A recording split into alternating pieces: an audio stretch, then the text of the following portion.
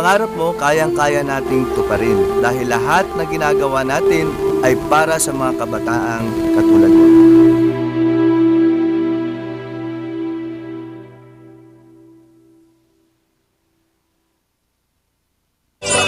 Ng batang 90s, parang atin ang ikrahan. Yung batang 90s milky, di ka magsisisi, promise. Sa milky ng batang 90s. Mazar Music offers a complete line of musical instruments.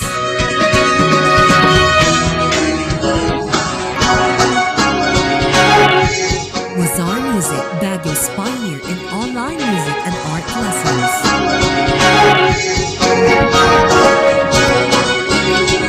Mazar Music, bringing music closer to your hearts.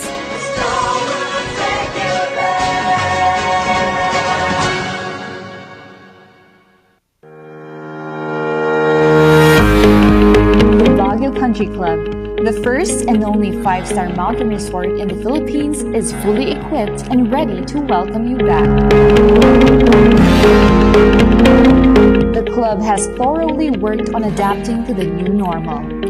The usage of any of the facilities and amenities of the club is governed with specific rules, regulations, and procedures in accordance to the medical, physical distancing, and disinfecting protocols.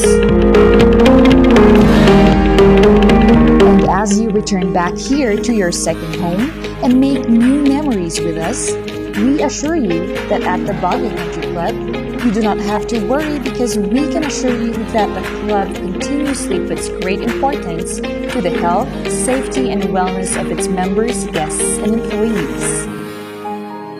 Kapag lumapit o dumantay sa linya ang mga sanga ng puno, maaari ito makaantala sa daloy ng kuryente. Kapag lumago ang puno at pinutol mo ang sanga, kakapit ka pa rin sa puno na maaaring daluyan ng kuryente. Sanhi upang ikaw ay makuryente. Dahil sa lakas ng kuryenteng dumadaloy sa linyang ito, ang paglapit at pagdikit ng anumang bagay tulad ng metal, kahoy, pati na rin ng bato ay nakakamatay. Ang paalalang ito ay mula po sa NGCP. Nakukulangan ka ba sa funds with benefits mo? Di na ba nag-e-enjoy sa kanya? Sa pag-ibig, the more you save, the more you get. Think long term para no regrets. Give more to your pag-ibig, you will love in return. Sa pag-ibig fund, your dreams will come true. Upgrade your pag-ibig now.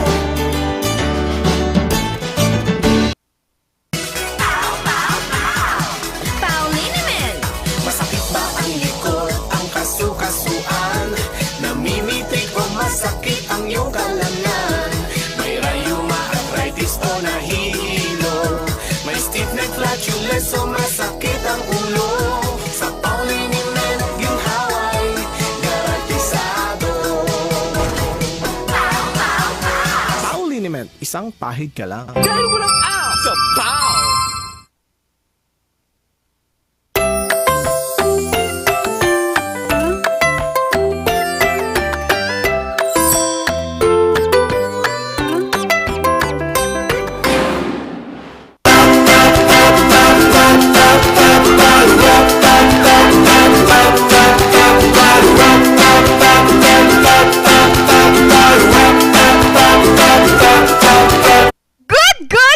Good morning! It's an energized week na naman, mga morning barkada, kasi kasama nyo na naman ang dynamic trio na pupuno ng bawat umaga ninyo. Kasama ang Ma'am Shisheki na kakchikahan, kakwentuhan, at kahit ano pang nararapat sa inyo. And again, thank goodness, it's Monday already, and na-energize ba kayo this weekend? Kasi itong mga kasama ko mukhang maraming pinaggagawa during this weekend. Yung iba pa nga na sunburn dyan, di ba?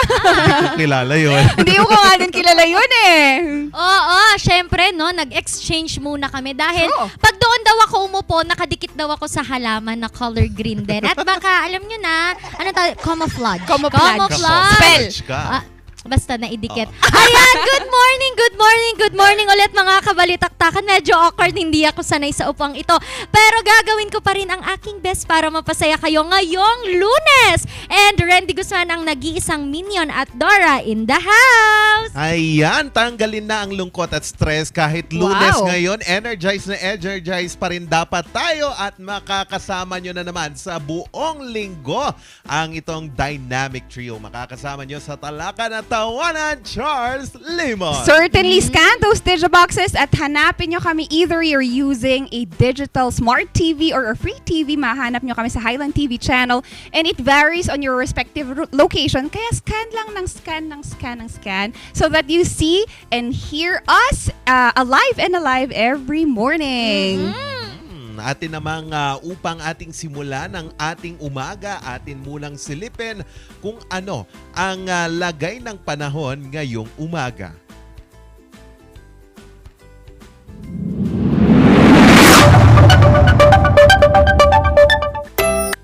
Ang pinakamababang temperaturang naitala kaninang umaga ay 16 degrees Celsius habang ang inaasahan naman nating pinakamainit na temperatura mamayang tanghali hanggang sa hapon ay 24.5 degrees Celsius. Ang araw ay sumigat kaninang 6:05 in the morning at inaasahan nitong lulubog mamayang 6:06 ng hapon. Wow! Ilan yung temperature? 16. Flat. Ano yung temperaturang naranasan mo last weekend? 13. 13. Oh, yun yung 13? pinakamababa. Last weekend. Last weekend. Last Saan ka weekend. ba naggagala? Last weekend. Oh. Hindi nyo naman sinabing last week. Naku, umuwi talaga ako sa Ilocos after 2 years, mga kabalitaktakan, Yeah. ano? At yun nga na-enjoy natin lahat. So, Tama. yun. Kaya para mas ma-enjoy nyo ang lahat ng nangyayari sa buhay namin mga kabalitaktakan, i-share nyo na, panoorin at i-like nyo na kung ano man, like, comment, share, no? Ang aming Facebook Live sa aming Facebook page, RNG Luzon, Regional News Group Luzon. I-search nyo lamang yan, andyan kami. Lahat ng gusto nyong mapanood, makita, malaman ay nandyan sa aming Facebook page. And also, meron din kaming YouTube channel, RNG Luzon, Instagram, Twitter, RNG Luzon. Yes, and going back to balita mga ka-morning balitaktakan out there, and it has been mas lagpas na ng 2 weeks because of the Russian and Ukraine rift. And unfortunately, it is now being a worldwide phenomenon kasi nga, there would be a shortage of a few of our basic commodities because of this. Unfortunately, kasi Russia and Ukraine is providing 30% of our global produce for Eating sa fertilizer market, and no? ammonia. Aside from that, they are also the number one producer of wheat Wheat, all over, yan. which is Ako. very prominent in some of our household chores. And isa pang pinangangambahan ngayon is yun nga, yung pagkawala or pagbaba ng numbers natin pagdating sa produce ng fertilizer. As alam naman natin that our farmers are lobbying with this. Their number one produce is urea and ammonia, which is something na kailangan natin as it our plant-based nutrient provider kasi itong dalawang to. So with this ongoing rift nga, naaapektuhan tayo, not just them but also here internationally. And the thing is that the situation is also ringing alarm bells for global health experts because the cost of corn, soybeans, and vegetable oils has been jumping too. Kaya yung oil na lang hingin natin kay Sir Charles, di ba? And Egypt also petroleum jelly, sorry. And Egypt has also banned the export of wheat flour, lentils, and beans amid growing concerns over food reserves in Arabian countries and also palm oil. Ayan, hindi na to nakakatuwa kasi marami nang naapektuhan because of this. And the thing is that we have to make sure that these things are not overlooked into. And yun nga, tayo din, naapektuhan tayo dito sa Pilipinas because of also the oil increase. And sabi nga natin, tanggalin ang stress ngayong umaga. Mga morning balitaktakan, baka babalik ang stress natin bukas, March 15, effective Yes. tomorrow. Tuesday. There would be another increase on our diesel and Totoo, gasoline. totoo. Yan. So from diesel na 80, magiging mas mataas na siya. And for Yun diesel, yung itataas. Yun. Yun ang yung itataas, increase. 12. Oo. Oo. 12. Yun. So, from 89 mother, parang magiging 100 plus na. Ayun. No? oo. Close to 100. Yes. Mga 90 something. Mm-mm, yun. Kaya it's really bothering us already. But we always wish, we pray for everyone there for their safety. Siguro for food crisis, kayang gawan pa ng paraan. But the safety and the lives of the people there is what matters most. Oo, kaya pala medyo mahalan or ubusan nung mga arena. Noon, meron din kasi yung balitang ayun na tumataas daw yung presyo ng arena. So, Yes. 'di ba, mga Oo. tinapay ang kinakapitan natin pag yung mga kalamnan natin tapos wala tayong budget. Paggipit tayo. Oo, mga bread, mga ganyan. Kaya lang, pag tumaas din yan, paano na tayo, no, mga ka-MB? Talaga, hindi mo talaga maipaliwanag kung ano ba ang nangyayari sa atin. Exactly. So just let's see also the brighter side of things. Sabi nga nila, would you rather see the life half full of water or half empty? So we always look at still the positive side. Ayan. Speaking of positivity naman, naku, pag-usapan natin to mga ka-MB. Kasi nga din naman, malapit na pong fully vaccinated ang ating mga PNP. As of nung Sunday, mga kabalitaktakan, naabot na sila sa 98%. Ayun, Wow. 98% fully vaccinated na ang ating mga kasama sa pulisya. Wow. No? So, out of a total of 221,101 na mga na bakunahan na. Oo, so 224,695. Yun yung total. So, 221,000 na ang nabakunahan sa kanila. Although we can also kailangan din nating i-considera yung mga may medical condition na it will never be 100%. Kasi nga din naman, we need to consider at irespeto din yung kanilang kalagayan sa health. Oo. Pero nung Friday, bumisita kasi ang IATF dito sa National Task Force Against COVID-19. And pinuna po nila ang 3 probinsya dito sa Cordillera, Yes. speakingly Benguet, Ifugao at Mountain Province dahil below sa 70% pa sila sa vaccination rate nila. So inatasan na po ng DILG at DOH na magtulungan makipagtulungan sila sa mga 3 probinsya, especially yung Provincial Health Office ng 3 probinsya para mapabilis. Kaya sinasabi nga nila, suyurin lahat ng mga barangay kung pwede. Yes. At kumbinsihin kasi dito sa mga probinsya na to, undoubtedly, marami pa rin yung anti-vax. So, meron pa daw yung grupo. Yun yung isa sa mga problema nila. May mga malalaking grupo that they are campaigning not to be vaccinated. Kaya siguro if you can open your mind or makinig sa mga eksperto, kasi yung iba kinakausap ko yung tatay ko nung bumaba ako. Nagbayag ka nga, nagpa-vaccine ko na. Bakit ang tagal mo nagpa-vaccine? Nung una naniwala akong mamamatay daw yung mga mababakunahan. Sabi niya, may microchip. Sabi niya, naku, fake news yan pa. Huwag kayong maniwala sa mga ganyan. Yes. Kasi nga din naman, scientifically proven naman na tong mga bakuna. But I think the reason why those 3 provinces were identified as such is because there are no enough platforms na magkaroon sila ng vaccination, and that malalayo kasi sila from the main province. So we understand, and alam Geographically. ko geographically located location nila, hindi nga naman siya accessible. However, ang alam ko ang mga LGU natin is nagbabahay house to house na sila, Yes. 'di ba? Last Yes. year pa nga, 'di ba? We had talagang pumunta talaga sila, they carried the vaccine para talaga mapuntahan sila. And also nakita ko kanina lamang na Cebu International Airport is actually allowing yung mga dumadaan sa kanila or yung mga magdadak sa or may flight doon na din sila magpa-vaccine. So malay natin, wala nice. namang airport sa ganung 3 probinsya ng Yes. ng Cordillera, pero maybe we can also carry out the same platform na yun nga, bahayin na. Huwag lang ibahay. Oo, tama. Pero however kasi naniniwala din naman ako mga ka-MB na itong ating mga residente na ayaw magpabakuna. Ito personal opinion ko lang to kasi naranasan ko to doon sa amin. Ayaw din talaga ng mga tao noon, especially yung matatanda. Natatakot na yun nga zombie o kung ano mang fake news dyan na na pinapakalat lang daw nila ang sakit.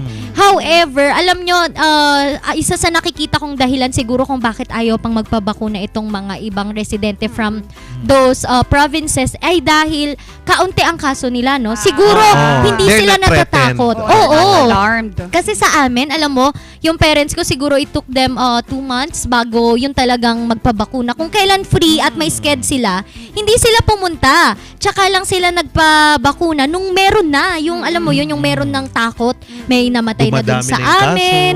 Nag-lockdown na, nag-positive. Nakikita nila na talagang nahihirapan yung mga naapektuhan or tinamaan. So, pero yun nga, wag na nating antayin na matry pa natin bago tayo magpabakuna. Share ko lang si ate ko, sabi niya sa Taiwan, lahat daw nakaschedule for vaccine. As in, lahat daw. Lahat sila, No exemption. No exemptions. Kahit na Mandated. Mandated talaga. Mandated. Lahat Oo. scheduled na sila. And sabi pa niya, yung hindi daw talaga ayaw lumabas, sila na yung lumalapit for them na i-vaccine. Kaya, I think we can still adopt this kind of Oo. things. Kasi kaya naman, ay marami tayong forces, marami tayong manpower enough to do that. Pati nga vaccines, overflowing na tayo with vaccines eh. Oo, tama. And speaking of pangmalakasang bakuna, pangmalakasan din ang pagzuzumba ng ating mga yan. ka-Zumba nurse. Zumba nurse na tawag Zumba doon. nurse. Oo, Ka-Zumba. Ka-Zumba, mga ka-Zumba mom, ka-Zumba dalaga, o kahit sinong gustong mag-Zumba dahil kahapon nga po, kahapon or over this weekend po, Yes. nagkaroon ng isang pangmalakasang Zumba dito sa Melvin Jones na dinaluhan ng mga gusto din namang mag-ehersisyo o kaya Yes. na-miss ang pagzuzumba, no? Kasi alam nyo ba, sa mga turista, isa na yan sa mga tourist spot. Oo. Every time they go to Burnham ng maaga, alam nyo, makikita nyo talaga sa Burnham, sa Sunshine Park, kung saan-saang mga spaces, nagzuzumba sila. And nakakatuwa lang na naibalik na naman or free na naman tayong gawin itong mga ganitong mga activities, mga Zumba, kung ano-ano man yan. And also, kahapon din po, nag-perform po ang PMA Drill Team. Drill Team ba ang tawag doon? Silent drill. Ayun, Ayan. Silent Drill Team. Doon din sa Melvin Jones. So talagang nagbigay sila ng kasiyahan sa ating mga kabalitaktakan, sa ating mga residente na this is Baguio. Hindi wala man tayong float parade, wala man tayong grand, anong tawag doon? Grand float parade. Oh, hindi, Street yung dancing. street dancing Oo, parade. yun. Pero at least meron tayong mga activities na pamalit para din naman ma-boost or Yes. mas lalo tayong ma-high moral, sabi nga ng mga Oo. kadete natin. Oo. And with that po, mga ka-MB, sa lahat po ng hindi pa po nakakapamasyal o nagpaplano na pumunta dito, and even residents na na-miss ang Baguio City, meron kaming isi-share na tips sa inyo. Share kung ano ang pwede nyong puntahan dahil ito na ang ating Panagbanga Bucket List.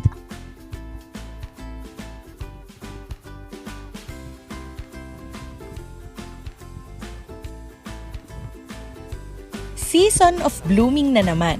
At siguradong di papahuli ang mga adventurers at traveler nating manonood ngayong itinuloy na nga ang Panagbanga 2022. Pero paano nga ba natin masisiguro na may enjoy natin ng ganitong okasyon? Tumutok lang kayo dahil ako ang bahala sa inyo. Ako si Glendale Joy Lu, ang magiging tour guide nyo sa araw na ito, kung saan naalamin natin kung ano nga ba ang dapat nyong ilagay sa inyong Panagbanga bucket list. Nandito tayo ngayon sa Baguio City kung saan kilalang lugar bilang the City of Pines at the summer capital of the Philippines. Kaya naman karamihan sa mga taong nakatira dito ay nakasuot ng jacket. Pero tsak na di ka lalamigin ngayong araw dahil maraming lugar ang ating pupuntahan at mga gagawing activities para sulit na sulit ang Panagbanga travel mo.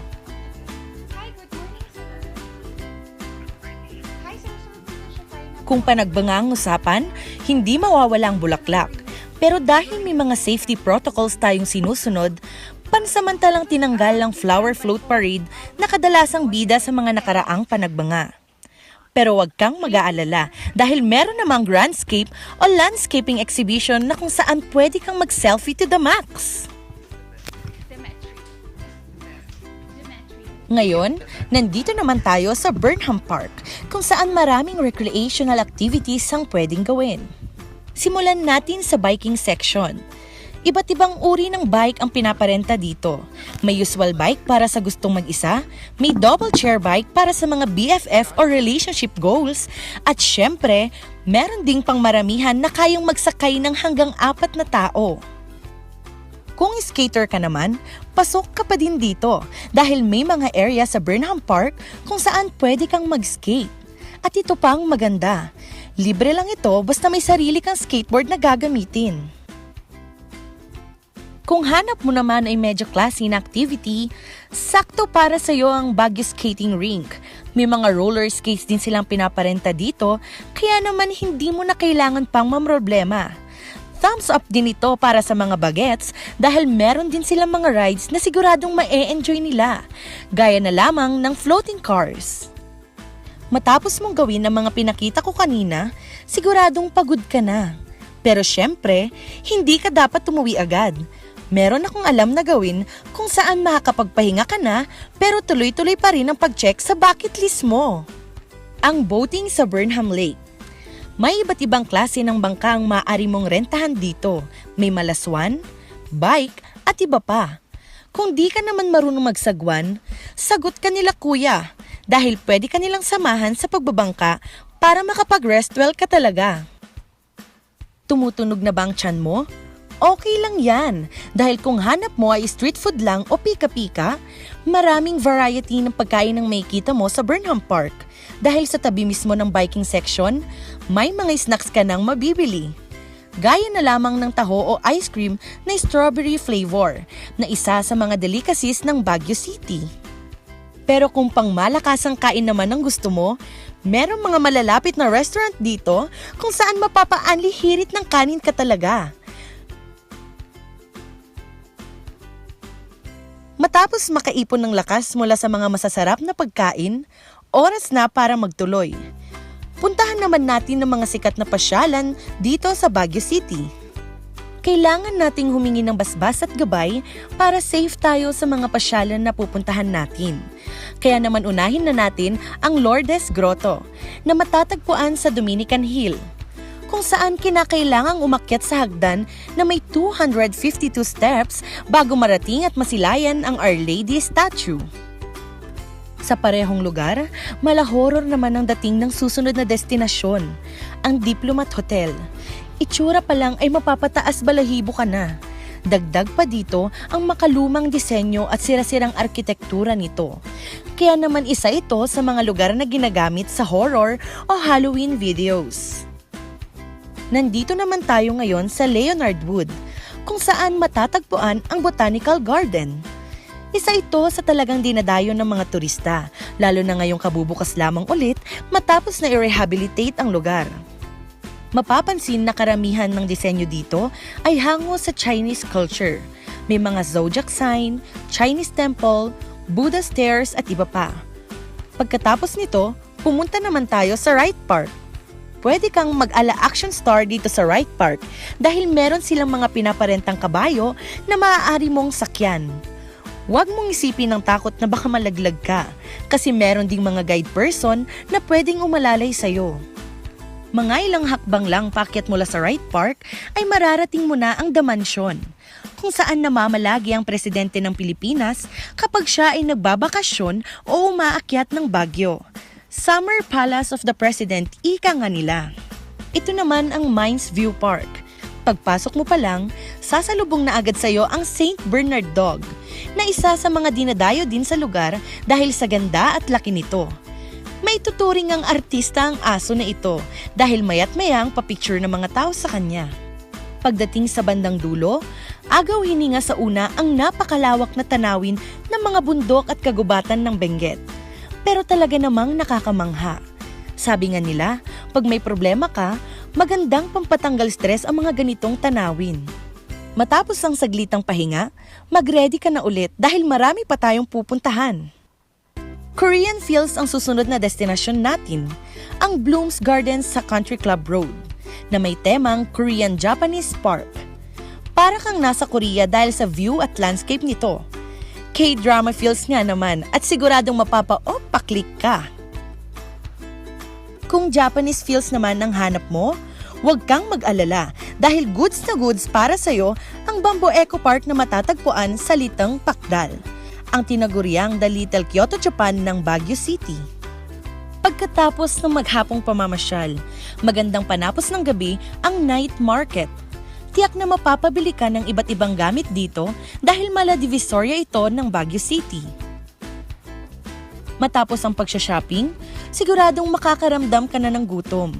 Pero di mo na kailangan pang lumayo dahil may hile-hilerang stall ng street foods sa night market. Mapa-Filipino cuisine at fusion foods ng iba't ibang bansa.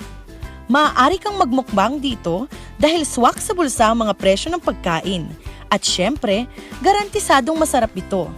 Malakas na dighay at malawak na ngiti sa labi ang tatapos sa araw mo. So parang masasabi ko napaka-unique ng quality ng food. Tapos yun, parang napaghandaan talaga yung panagdumagay. Kasi Supportive girlfriend here. ganda. Hindi na kayo kung kayo dito. Damay niya ng klima.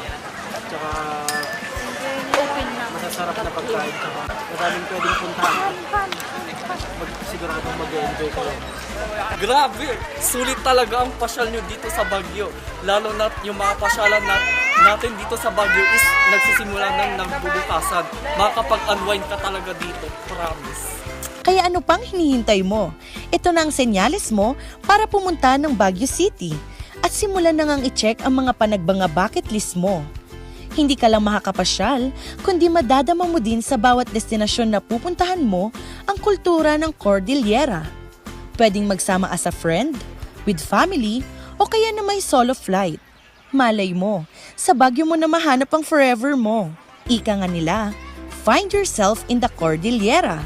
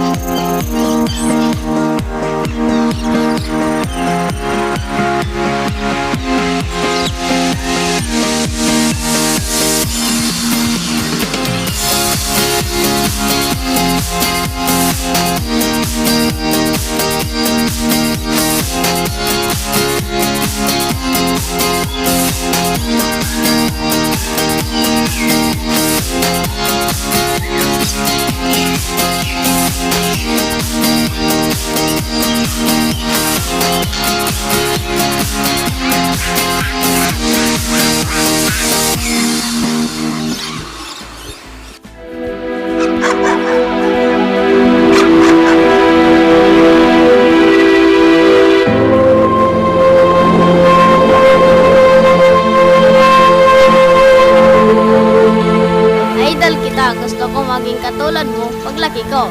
Ang mga pangarap mo, kayang-kaya nating tuparin dahil lahat na ginagawa natin ay para sa mga kabataang katulad mo.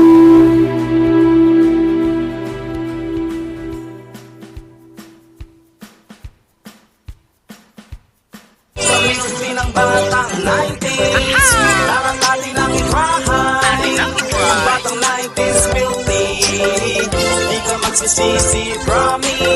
Sa milky ng batang 90s. Bizarre Music offers a complete line of musical instruments.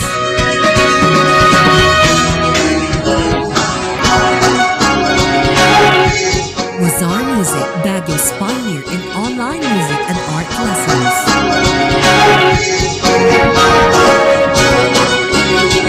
Bizarre Music, bringing music closer to your hearts.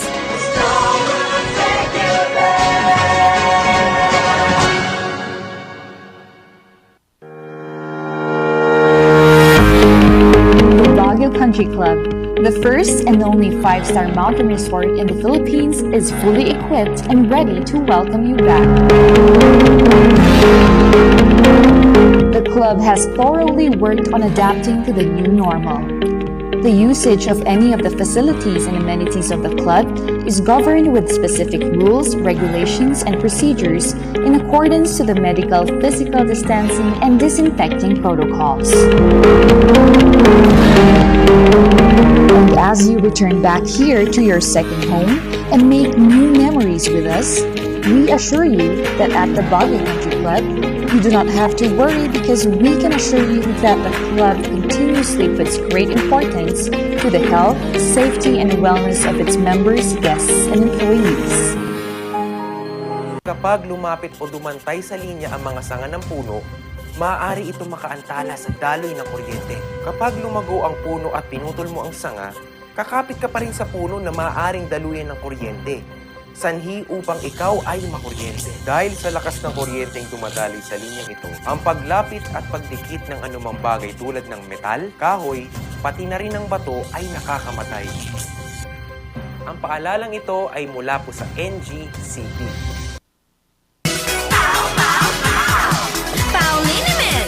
Masakit ba ang likod, ang kasukasuan? Namimitig o masakit ang iyong kalamnan? May rayuma, arthritis o nahihilo? May stiff neck, flatulence o masakit ang ulo? Sa Pauliniment, ginhaway, garantisado.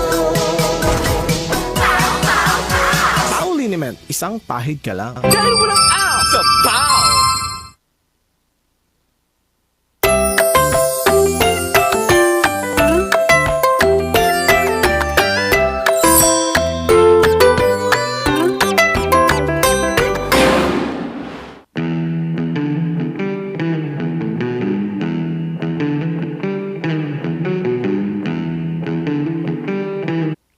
At nagbabalik ang Morning Balitaktakan. Oras po natin alas 7:02 ng umaga. Gising-gising, bangon-bangon na. Pero pasalamatan lang natin yung segment producer kanina ng panagbangat tips. Ayan, ready na ba kayong pumunta dito sa Baguio? Kaya naman ihanda nyo yan. Maraming salamat kay Glendel Lu. Ayan. At ngayon naman mga kabalitaktakan, atin pag-usapan itong face-to-face ng ating mga universidad dahil pinayagan na po ng IATF ang face-to-face classes, limited face-to-face classes sa mga universities. Hindi na lang po allied at medical na mga courses ang pupwede, kundi pwede na po lahat. Ngayon, natin namang tignan dito po sa Cordillera kasi dito po sa Baguio City, marami din pong mga universidad dito ang matatagpuan at marami ring mga estudyante ang inaasam na magbalik na sa mga eskwelahan. Ngayong umaga makakasama po natin si Regional Director Demetrio Anduyan ng CHED Cordillera upang ibigay sa atin ang mga detalye nito. Hello sir, good morning po. Good morning po sa ating lahat, lalong-lalo na sa mga nakasubaybay sa ating programa. Ayan, good morning sir. Sir, unang katanungan po, kumusta na po yung mga universities natin dito po sa Baguio City at sa Cordillera wherein pwede na po yung limited face-to-face to all courses. Kumusta po dito sir, dito po sa atin? So far everything is okay. We already have 20 higher education institutions that are undergoing the implementation of face-to-face classes. Here in Baguio, we have 7 institutions already offering limited face-to-face classes. But in terms of the courses, sir, kumusta po? Lahat na po ba po pwede or may limitation pa rin? Lahat na ng ating mga kurso ay bukas na para sa face-to-face classes. Okay po. In terms naman sir sa inyong inspection, kumusta po yung mga universities in terms of adhering itong protocol po ng CHED? Kailangan pa rin po ba ng vaccination ng mga estudyante or pwede na po kahit wala pong vaccination? In terms of adherence sa protocols, meron tayong self-evaluation checklist wherein hinihingi natin mula sa ating mga higher education institutions ang compliance nila doon sa mga nakasaad sa ating checklist. And as far as vaccination naman is concerned, kailangan vaccinated ang ating mga estudyante, pati ang ating mga guro na lalahok sa face-to-face classes. Okay po, sir. Sir, with this, ilan pong estimate natin ng mga estudyante ang magbabalik pasukan ngayon, sir, sa mga universities if natansya na natin, and kumusta naman po yung mga vaccination sa ating mga instructors, sa mga guro, sir? Okay. In terms of vaccination, nangunguna pa rin ang Cordillera para sa vaccination ng ating mga teaching and non-teaching personnel. In fact, sa ating teaching personnel, 99.75 na tayo. Sa ating non-teaching personnel ay 98.55 at sa ating mga estudyante naman ay 92.18. Ito ang pinakamataas na antas ng vaccination sa buong Pilipinas. Kaya masasabi natin na mataas ang level ng immunity ng ating academic community dito sa Cordillera. Doon sa ikalawang katanungan, meron na tayong 160 as of the moment na mga courses na nagbukas para sa face-to-face classes, at kasalukuyan pa rin tayo nakakatanggap ng mga abiso mula sa ating mga HEIs na sila nga ay magkakaroon na ng face-to-face classes. So ibig sabihin nito, kung meron tayo 20 mga institusyon na nag-o-offer, ito ay nasa antas na 45% na ng ating mga schools ang nagsasagawa ng face-to-face classes sa mahigit 140 nating mga estudyante. So malamang ang ating mga nasa paaralan na ay mga nasa 100,000. Okay. Mga nasa 40,000, I mean. Okay. So that's good, sir. Pagdating naman, sir, dito sa mga alert level, in terms of sa mga nasa alert level 2, papayagan nyo pa rin po ba ang limited face-to-face, or in terms naman, sir, kapag in-scrap na, wala nang pag nasa alert level 0 na tayo, pupwede na ba yung face-to-face, sir, na walang mga restriction, or kailangan pa rin po? Kahit nasa alert level 1 or alert level 0 na tayo, let us accept the fact that COVID would still be around and the risk would always be there. So, magkakaroon pa rin tayo ng hindi natin pa rin gagamitin ang full capacity ng ating mga classrooms and laboratories, even the full capacity of the institution. Instead, ay titignan pa i-implement pa rin natin na to ensure sa classrooms natin ay meron pa rin social distancing. So, ibig sabihin, half lang ng capacity ng classrooms and laboratories ang papayagan despite of the fact that we are on level 1. Okay, sir. Pag alert level 2, sir, 50% pa rin? Same line ba siya sa alert level 1? Yeah. Ganon pa rin ang ini-implement ng ating mga institutions. Yun na rin ang ating payo sa kanila para naman ma-ensure natin ang safety ng ating mga estudyante. Despite of the fact that all of them are actually vaccinated, hindi pa rin natin naiiwasan. Please take note, ng last time, diba, nagtala tayo ng mga nursing students na nag-positive sa COVID despite of the fact that they are fully vaccinated. Yung iba pa nga ay may booster. So what does it mean? So kahit nga vaccinated ang mga students or anyone in the academic community, they can still be contracted with COVID. However, we are alleviating the symptoms that they will be getting because of COVID-19. Okay, sir. Now, sir, dito po sa mga students na nag-limited face-to-face, is it mandatory for them to have a PhilHealth, or sagot sila ng kanilang mga parents sa PhilHealth insurance? Paano po ba yung patakaran dito sa mga universities and students of having PhilHealth membership, sir? It's good na meron silang insurance because hindi natin maiiwasan. This is just a safety net in case nga na magkaroon ng God forbid na meron nagka-COVID sa kanila. At least hindi ganun ang burden ng mga parents natin when it comes sa moment na magkaroon ng hospitalization. So ginagawa natin ito na mandatory sa mga estudyanteng papasok para naman merong assurance na sila ay magiging okay in the event na magkaroon nga tayo ng cases ng COVID. Okay, sir. Sir, lastly na lang po, panghuling katanong. Ayan. Panghuling katanungan na lang, sir, in terms naman sa ating mga estudyante, because they do internship, may mga choices pala na pwedeng pagpilian yung mga estudyante if they want face-to-face or pwedeng online internship na lang. So far, sir, kumusta po yung implementation ng internship sa mga estudyante, and kung may mga recent ba tayong cluster ng cases because of itong internship or itong RT-PCR po nila? When our cities and provinces are on alert level to actually, the internship programs were conducted virtually, online. Nakipag-tie up ang ating mga institutions sa mga agencies na nag-o-offer nga ng online internship. But as of this moment, that in some cities and provinces na alert level 1 na lang tayo, nag-deploy na tayo para sa actual on-site na internship. So we are actually now moving out from the online, more of online activities towards gradually face-to-face and actual physical reporting for internship programs. Okay. So, required din ba ang mga HEIs na i-inspect if ever before their students can go for internship, sir?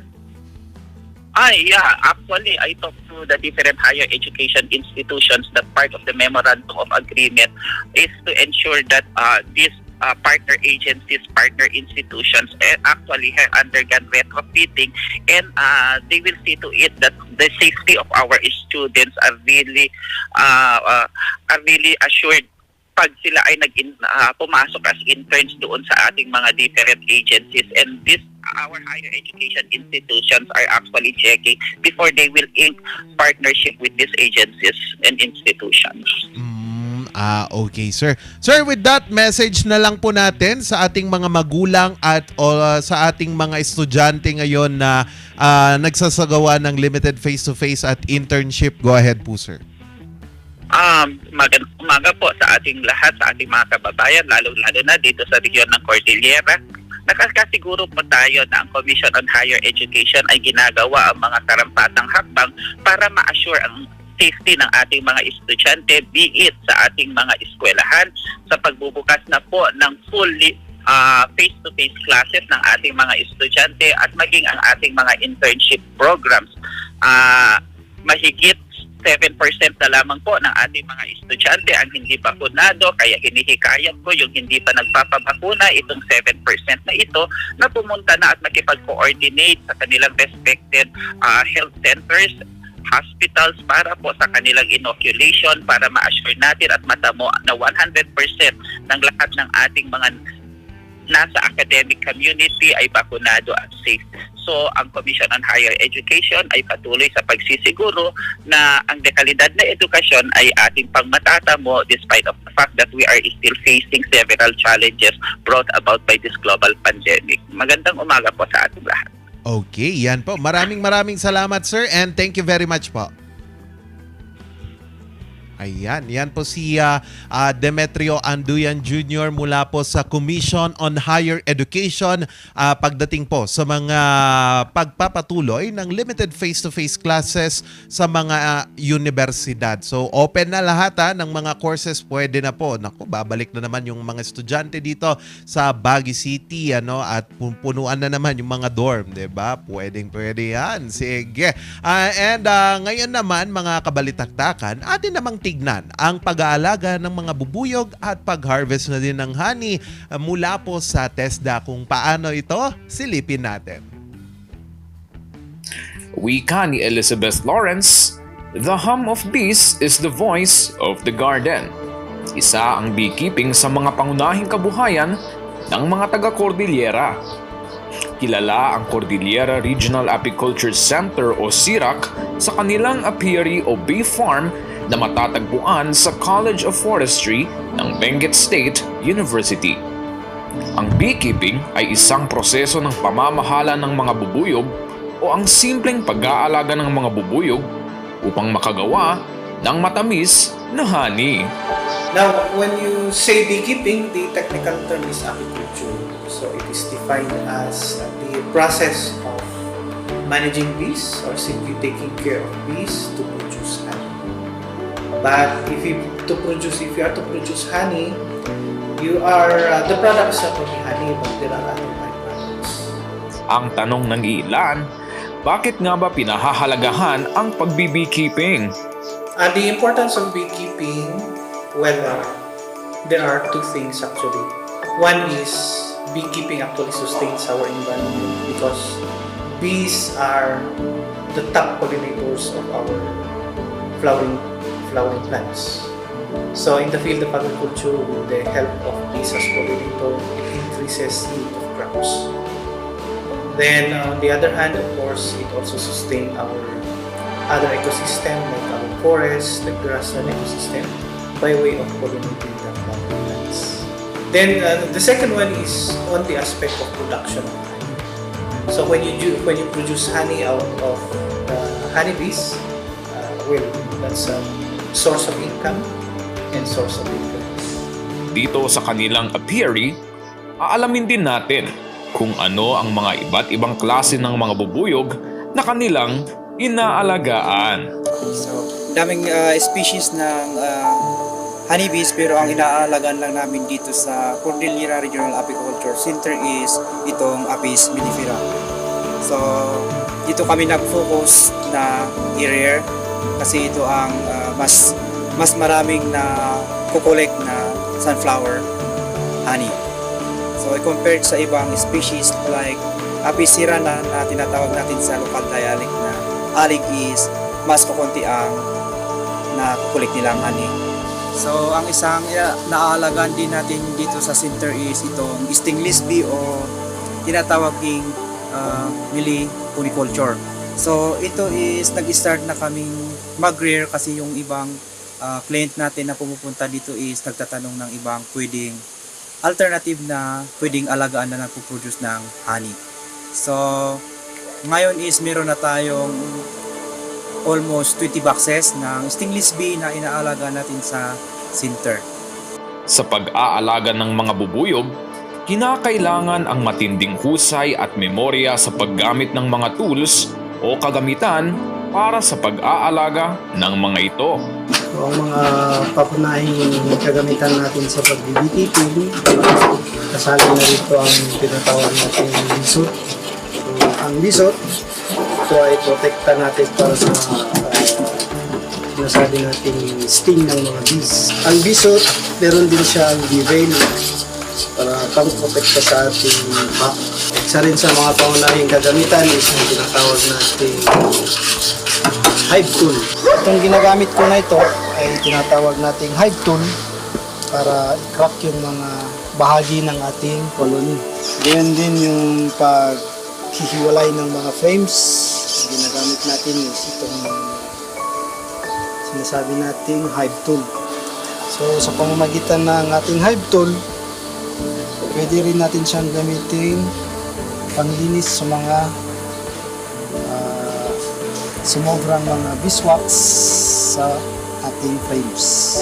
Ang ibang kagamitan sa beekeeping ay ang tinatawag natin smoker. Gamit ng smoker is para pakalmahin ang ating mga bubuyog sa loob ng colony. Buksan natin yung colony, pop-off natin yung smoke, tapos babalik natin yung takip for 5 to 10 seconds and then pwede na natin siyang buksan. Bukod dito, maaari kang gumawa ng mga produkto mula sa pag-aalaga ng mga bubuyog. Kung makikita nyo dito, madaming products na pwede makuha sa beekeeping. Ang isa dito ay itong honey, or specifically ito sunflower honey. Ang presyo ng 220 grams ay nasa 250 pesos. At dito naman sa itong bote na ito ay tinatawag nilang chunk honey kasi may kasama siyang honeycomb.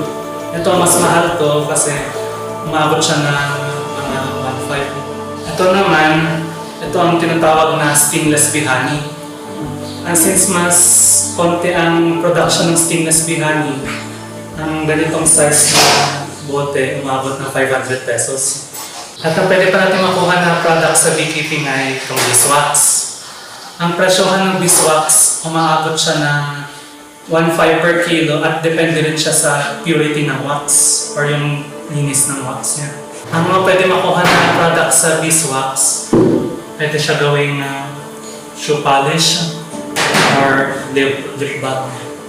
At ito naman, ito yung product galing sa propolis or yung tinatawag nilang BB. Pwede siya gawing soap. Bukas ang Cordillera Regional Apiculture Center mula alas 8 ng umaga hanggang alas 5 ng hapon para sa mga may gustong matuto at magsanay sa pag-aalaga ng mga bubuyog. On the part of CIRAC, that's part of actually our extension program projects and activities. So we conduct trainings. We have several trainings. One is basic beekeeping. The other one is advanced beekeeping. The third one is beekeeping internship or mentoring. The other one is bee carpentry. And the other one is bee product processing. So those are the series of trainings that we do. And on the other hand, we also do provide technical assistance to beekeepers within the locality. So upon request, we go to their apiary or bee farms and we provide them technical assistance. We provide them information as to how they sustain their beekeeping activities. Kaya naman, sa bawat pagsikap natin sa araw-araw ay may kaakibat na gantimpala. Sa mga gustong magpatayo ng kanilang apiary o bee farm sa kanilang mga tahanan, halina't matuto sa beekeeping.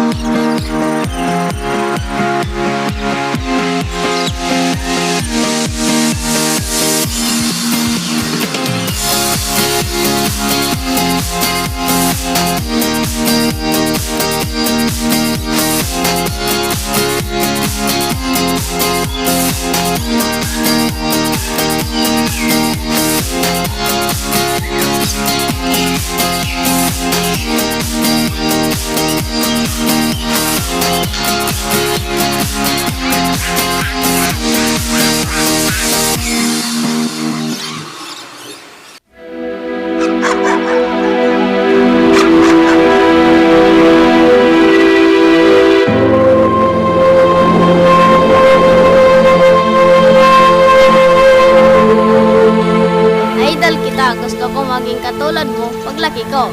Ang mga pangarap mo, kayang-kaya nating tuparin dahil lahat na ginagawa natin ay para sa mga kabataang katulad mo.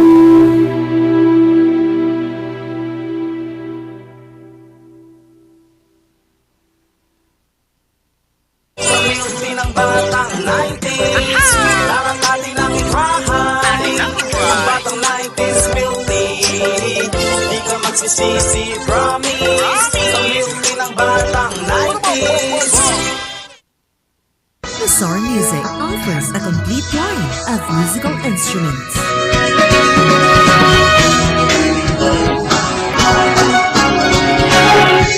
Bizarre Music, Baguio's pioneer in online music and art lessons.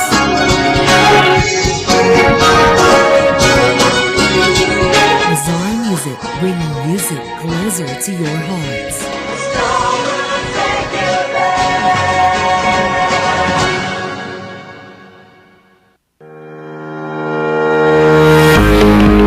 The Baguio Country Club, the first and only 5-star mountain resort in the Philippines, is fully equipped and ready to welcome you back.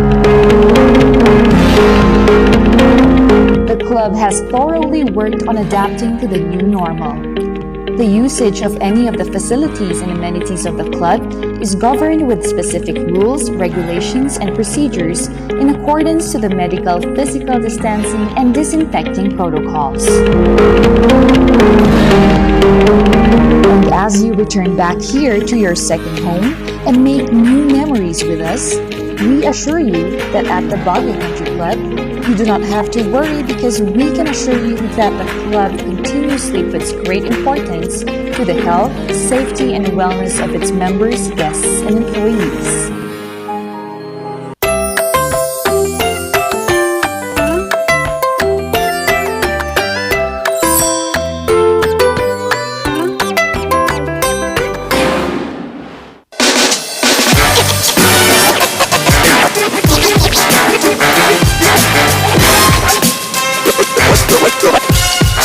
Ayan, Morning Barkada. This is another unique segment dito sa Piece of Shek. And you know what? This kind of art, leaf carving, started in China. And ang nakakatuwa dito, the first one who did it, Huang Taisheng, made it to Guinness Book Records since 1994. And yung leaf na ginagamit niya is called the Chinar leaves, which is very dominant in China, Pakistan, and India. Pero dito sa Pilipinas, makikita natin, we have a local artist, a very talented and skilled artist na ginagawa niya din ang leaf carving. We have this morning, Sir John Paul Alberto. Good morning! Hello po, good morning. Good morning, Sir John Paul. Fresh na fresh kagagaling sa exam niya, no? Bati naman tayo sa mga nanonood sa atin, Sir John Paul. Hello po, good morning po sa mga viewers po natin. Yes. Sir John Paul, gusto nating malaman, paano ka nagsimula sa art muna? And then, paano mo nalaman na pwede palang gumawa ng leaf carving? Nagsimula po kasi ko gumawa ng leaf art last 2 years ago nung kakasimula pa lang po ng pandemic. Oo. Dahil limited nga po yung mga art materials ko nun dahil bawal nga po lumabas. Nag-isip po ako ng way kung paano ko po mailalabas yung creativity ko para po kung paano po mailalabas yung creativity ko gamit lang po yung mga resources sa paligid ko. Yun nga po yung nakita ko, yung dahon po. Sir John Paul, Nung ko rin po nalaman na posible po pala talaga na makapag-ukit po ng mga figures at mukha ng tao sa gamit lang po yung dahon. yun nga, Sir John Paul, paano? Kasi ang ibang medium ng art, ang ginagamit nila wood, stone, minsan ginagamit ang leaf for leaf art talaga. Pero as a transfer lang, pipinturan yung leaf, tas ilalagay. And yun na yung naging transfer niya. Ikaw kasi, Sir John Paul, you're carving them. Paano mo nalaman na possible pala siya sa leaf?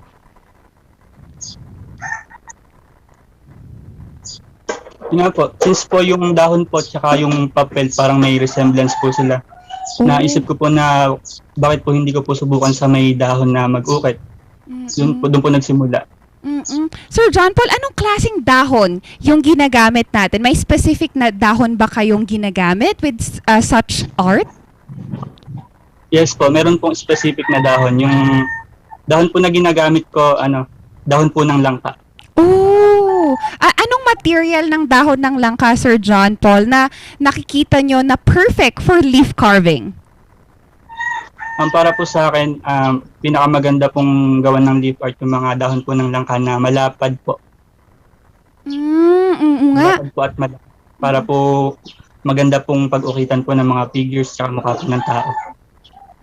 Sir John Paul, curious kami sa isang ginagawa mo, isang masterpiece mo, gaano katagal mo siya ginagawa? 1 to 3 hours po yung ginugugol ko para po makagawa ng isang leaf art. Wow, matagal yun, Sir John Paul. And Sir John Paul, ito naman, ano yung motivation mo sa paggawa ng ganitong mga art pieces mo? Motivation ko po, siyempre yung mga magulang ko po. Since na pagkakitaan ko na po yung pag-leaf art, masaya po ako na nakakatulong po sa kanila kahit konti at hindi ko na po naipapaintindi sa kanila yung mga gastusin ko po sa pag-aaral. Yun nga, Sir John Paul, syempre interesado ang ating manonood kung saan pwedeng bilhin itong mga to. At usually, Sir John Paul, magkano ang ganitong klase ng arts? Po. Sa mga gusto pong magpagawa, pwede nyo po akong i-message sa may page po na ArtJP. Nagre-range po yung leaf art per frame na 400 to 600 po. Sir John Paul, gusto nating malaman sa mga bibili sa ating mga manonood dyan. Sir, tamang pangalagaan ang ganitong art piece at gaano katagal itong tumatagal pag kunwari na-receive na po? Paano siya aalagaan at saka gaano nga ba katagal ang itatagal niya sa ating mga bahay? Usually po kasi bago ko po ukitin yung dahon, iniipit ko po muna siya sa may libro ng 1 to 2 weeks po bago ko po ukitin. Dahil po doon mape-press na po yung dahon, matagal na po aabutin niya, hindi na po siya mabubulok. Hindi na, okay. Paano naman yung tamang pangangalaga? Kasi Sir John, nakita ko, naka-frame siya. So, pag i-display ba siya, dapat malayo ba siya sa sun? Di ba dapat nababasa? O anong tamang pangangalaga nito? Parang normal na frame lang din po. Dahil secured na nga po siya sa frame, hindi na po siya madadamage kahit saan po ilagay. Yes, Sir John Paul, huli na lang. Gusto nating imbitahin ulit ang ating manonood at saka sino na rin yung gusto nating pasalamatan? Yes po, in-invite ko po ulit yung mga gusto pong magpagawa ng leaf art na mag-message po sa may page na ArtJP or sa personal account ko po sa Facebook na John Paul Alberto. Yun po. Yes, salamat po sa mga patuloy po na sumusuporta at mga nagpapagawa po ng leaf art. Maraming salamat po. Thank you. Maraming salamat, Sir John Paul, and good luck po sa ganitong arts na ginagawa ninyo at ingat po kayo. Yes po, thank you po. Ayan, this morning ibinida na naman natin ang asting isang napaka-local artist and a young enthusiast with his passion, and sa halagang 400 to 600 pesos lang, meron ka ng unique idea. So sa mga manonood natin, viewers, just reach out his social media platform and it could be delivered kahit saan pang lupalop ng mundo kayo. At syempre, di pa kami matatapos kasi sino nga ba ang poging guest namin ngayong umaga? Magbabalik ang Morning Balitaktakan.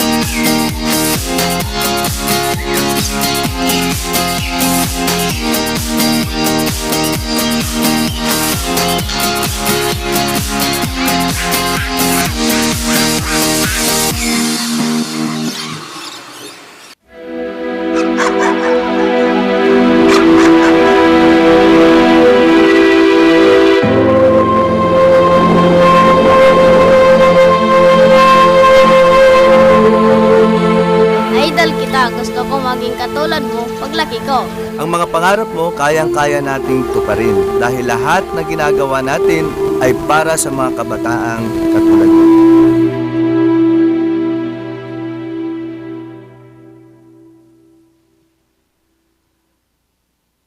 Sa milky ng batang 90s, parang natin ang itrahan. Ang batang 90s milky, di ka magsisisi, promise. Sa milky ng batang 90s. Bazaar Music offers a complete line of musical instruments.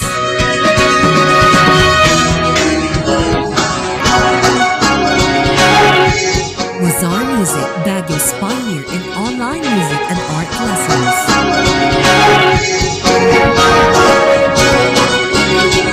Bazaar Music, bringing music closer to your hearts.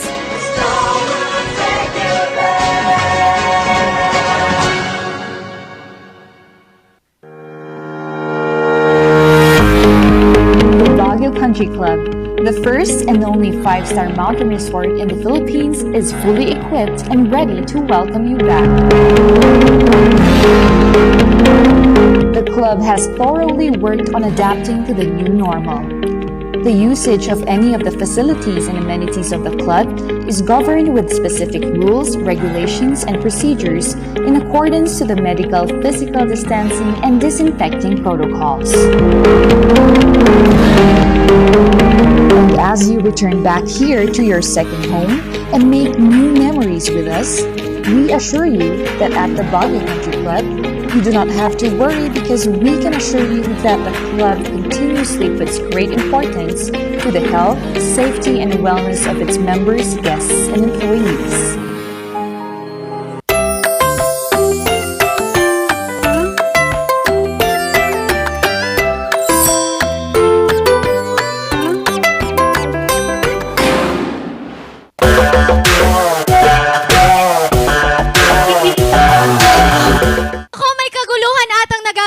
Sa ating studio, bakit nyo naman pinagkakaguluhan ang nag-iisang Joshua Garcia ng Baguio City? Ayan, hello, good morning sa Hello, iyo, good JQ. morning po sa inyo. Ayan, JQ, ano naman masasabi mo at ang daming nagsasabi na kamukha ka daw ni Joshua Garcia? Hindi.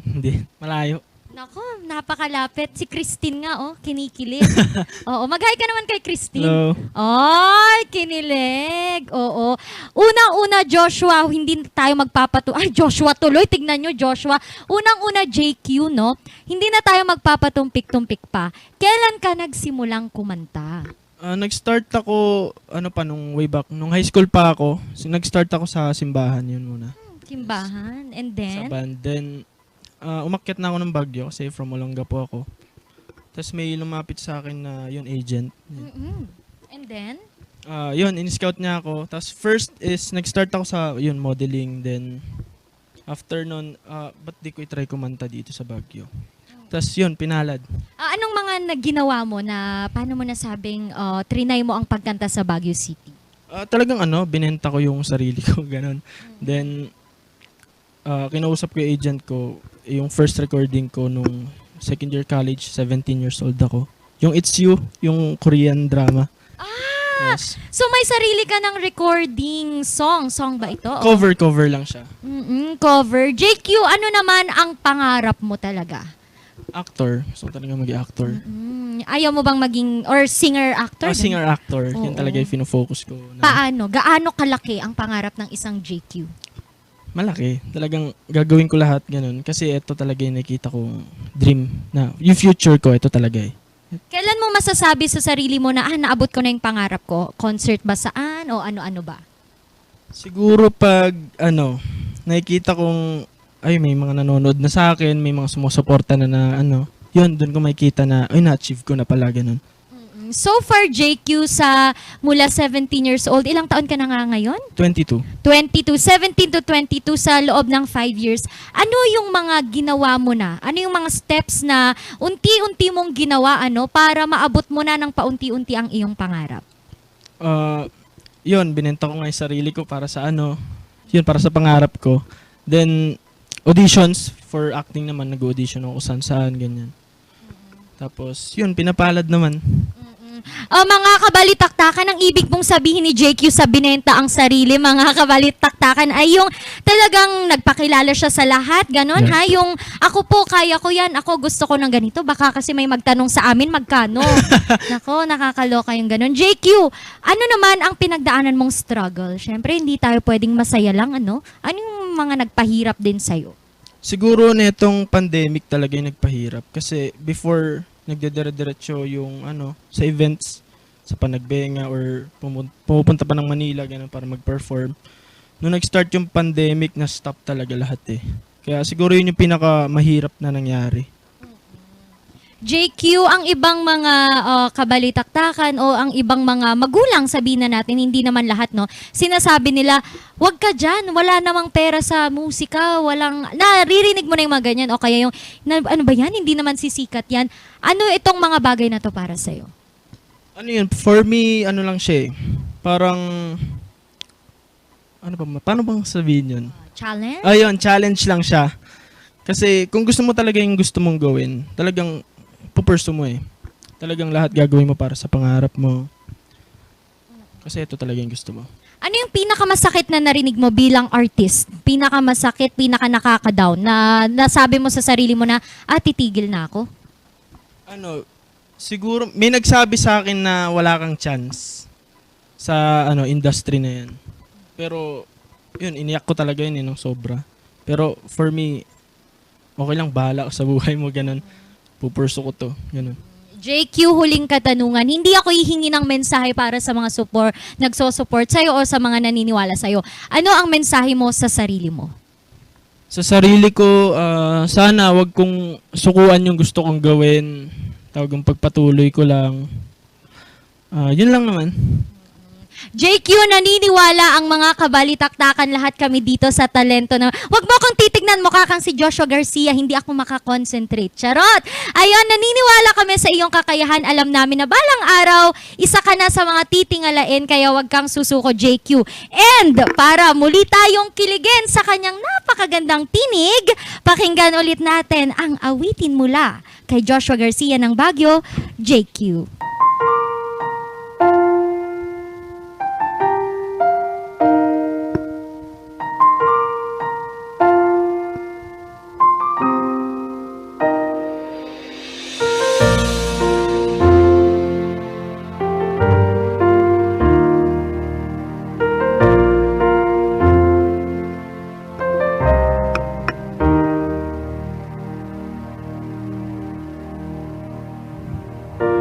You're the one that never lets me sleep.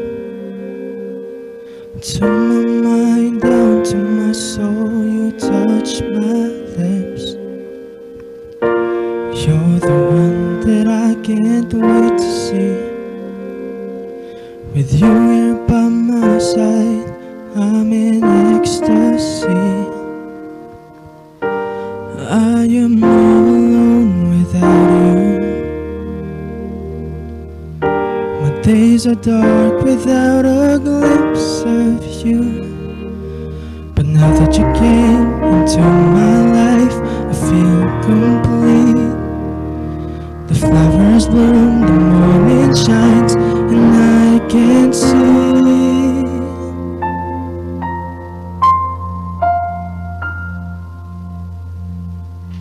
Your love is like the sun that lights up my whole world. I feel the warmth inside. Your love is like a river that flows down through my veins. I feel the chill inside.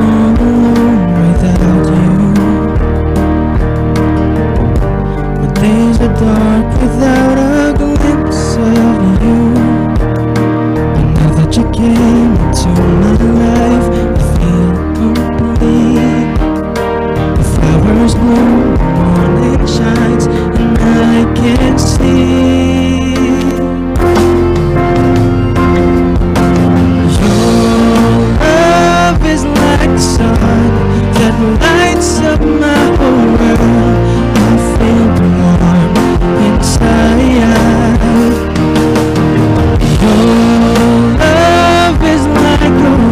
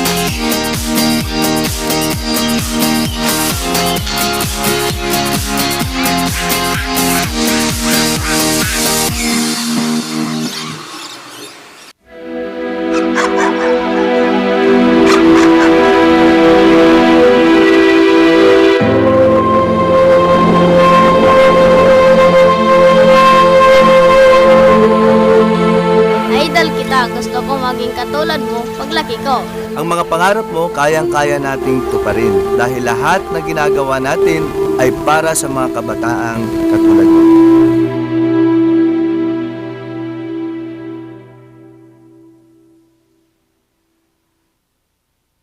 Community ng batang 90s, parang natin ang itrahan. Yung batang 90s guilty, di ka magsisisi, promise. Community ng batang 90s. Bizarre Music offers a complete line of musical instruments.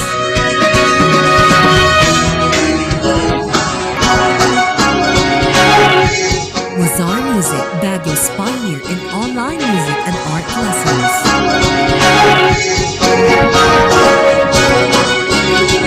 Bizarre Music, bringing music closer to your hearts.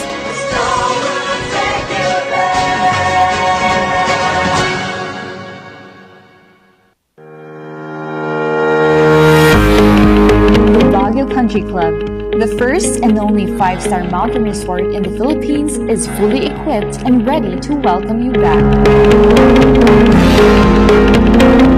The club has thoroughly worked on adapting to the new normal. The usage of any of the facilities and amenities of the club is governed with specific rules, regulations, and procedures in accordance to the medical, physical distancing, and disinfecting protocols. And as you return back here to your second home and make new memories with us, we assure you that at the Baguio Country Club, you do not have to worry because we can assure you that the club continuously puts great importance to the health, safety, and wellness of its members, guests, and employees.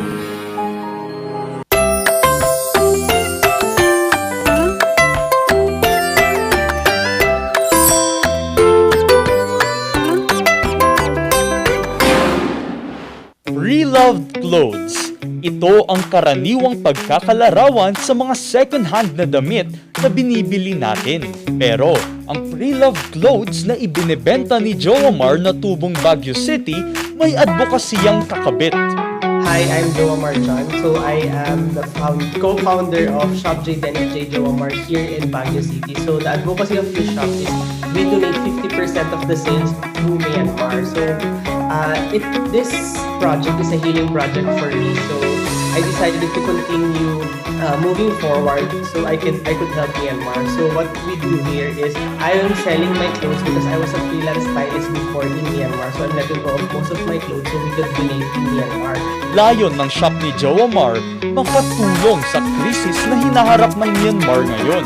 Myanmar right now is having difficulties because of the food. So the food prices are very expensive, transportation is very expensive, the medications are very expensive, so it's very difficult because of the food.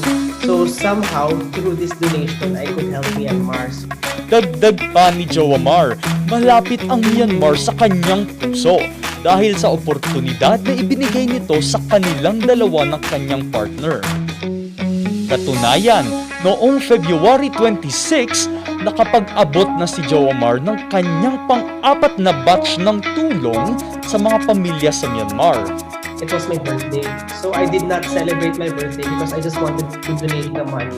So, nung nakita ko yung photos and videos, I really felt happy na parang I really felt fulfilled because I realized na through giving, through helping, it's more fulfilling in your life. So, it's the best birthday gift for me kasi at least we have helped 74 families in Myanmar.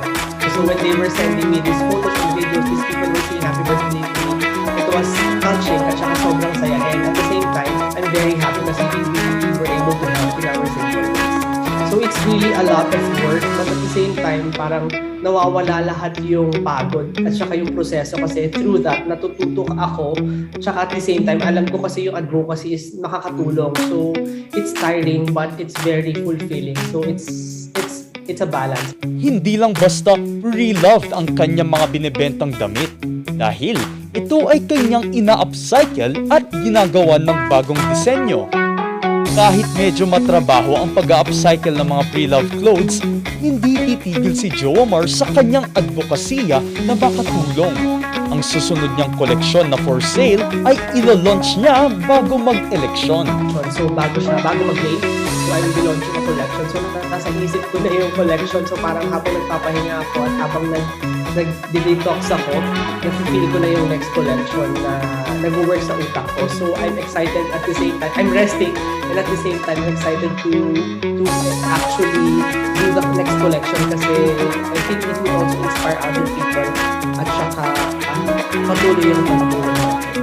Para sa mga nais bumili ng upcycled pre-loved clothes, maaaring bisitahin ang kanilang Facebook at Instagram sa Shop by J. Dennis J. Joe. Ayan, ukay na ukay ang buhay. Okay na okay ang buhay. Ayan na, napakaganda po ng advokasya na ginagawa po ni Sir dahil eto nga kanyang mga ginagawang mga damit na mga pang-ukay, ang kanyang kinikita ay itinutulong po niya no, sa ating mga nangangailangan, hindi lang dito sa Pilipinas. Napakagandang makita yung ganun na talagang tinutulong niya din sa mga nasa Pilipinas o nasa ibang bansa o kung sino man po ang kaya niya pong tulungan. Ayan, anong masasabi mo doon, Ma'am Jackie? Minsan ka na nga lang mag-joke, walay pa. Ay, bakit tawang-tawa kayo sa ukay na ukay ang buhay? Ayan. Ano ba? Thrifted kasi yun, di ba? And it's, nanlunok ko yung laway ko. Oo. Maganda din kasi na may mga advocacy. Sabi mo nga, di ba, there's an ongoing civil war kasi kaya sila yung naging beneficiary nila, Myanmar, and nakita natin mga bata, mga babae, and yung thrifted na materials could really help. Yun nga, is, di ba, tayo naman nag-uukay-ukay tayo, di ba? Oo, sikat patok din dito sa Baguio City eh. Kasi nga din naman yung mga, we can say that they are pre-loved clothes. Oh. At saka alam niyo ang ukay-ukay dito sa Baguio City, naging tourist spot na din yan. Alam niyo kung bakit? Dahil no, ang mga binibentang ukay dito talagang mamahalin, branded, and napakamura mo siya makukuha and nakikita mo talaga na okay pa no yung kalagayan netong mga items na ito. Ren, Oo naman. Oh, last mo na yan, Ren, ha? Hindi sila nakamuon sa ukay na ukay ang buhay. Ayan, para mas okay ang buhay, pwede din siguro magtipid using itong mga ukay-ukay, 'di ba? Kasi nga din naman na laking tipid ka. Oo. Tapos pwede mo pang pwede ka pang